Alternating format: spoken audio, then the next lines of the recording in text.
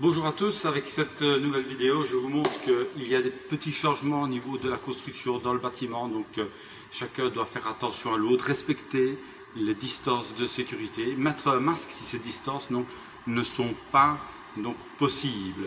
Donc dans ce cas-ci je n'ai pas de masque étant donné que vous voyez il n'y a personne. Alors le travail que je vais effectuer est un travail assez dangereux en hauteur, donc c'est pour ça que je vous voyez que j'ai un harnais de sécurité. Alors je vous montre à quoi sert le harnais de sécurité, où est-ce qu'il faut l'accrocher, l'importance également d'avoir un stop chute derrière, à l'arrière. Donc je vais reculer, vous voyez, donc j'ai un harnais de sécurité, il reprend mes jambes, mes épaules, donc tout est bien attaché évidemment.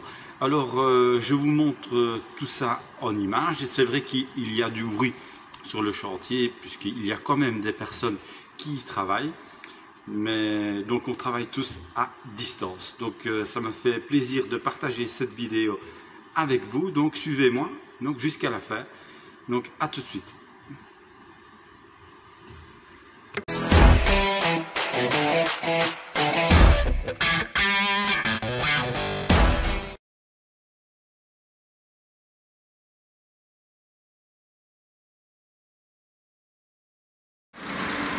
Alors voilà, je vais mettre mon harnais de sécurité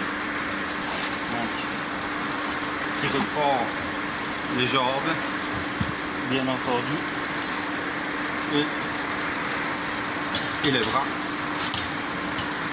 Donc il faut absolument bien s'attacher.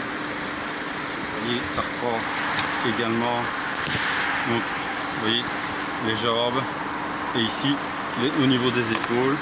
Donc ici aussi je vais devoir bien fermer l'avant du harnais de sécurité.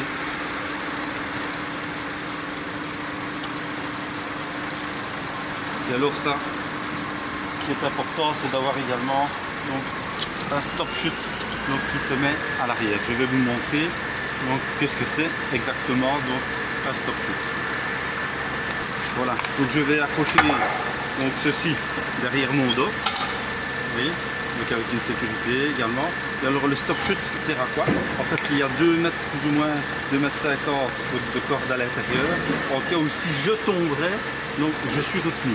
Mais ceci n'est pas anodin. En fait il sert comme ceinture de sécurité dans une voiture. Regardez. Voilà, vous voyez, il se bloque en cas de chute. Alors je vous montre où est-ce que je vais l'attacher.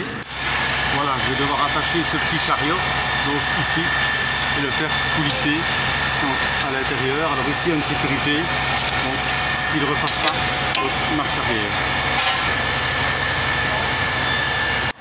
Voilà, je vous montre. Je suis attaché également dans le dos. Voilà, comme ça je peux travailler en toute sécurité.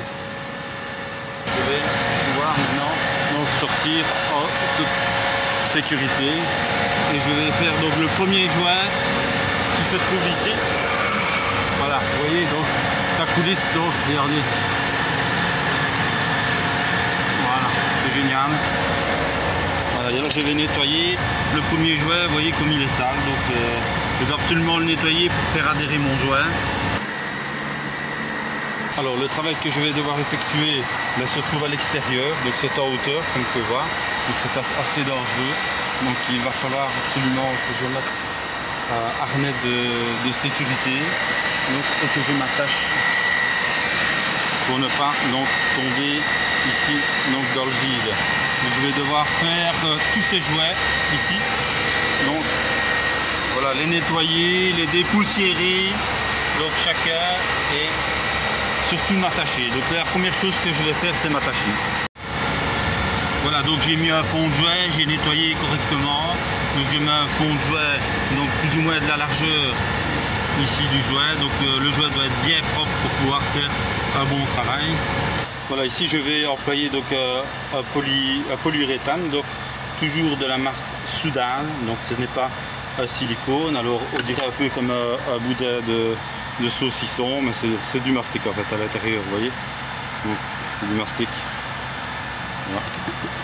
Alors il faut ouvrir évidemment la cartouche que d'un côté, ici. Par exemple, je vais l'ouvrir juste de ce côté ici, à l'aide d'un ciseau ou un autre outil, quoi. Voilà. Vous voyez, juste comme ceci.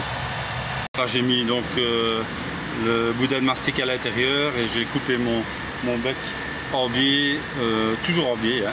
Donc on ne le fait jamais droit, et plus ou moins la largeur du joint.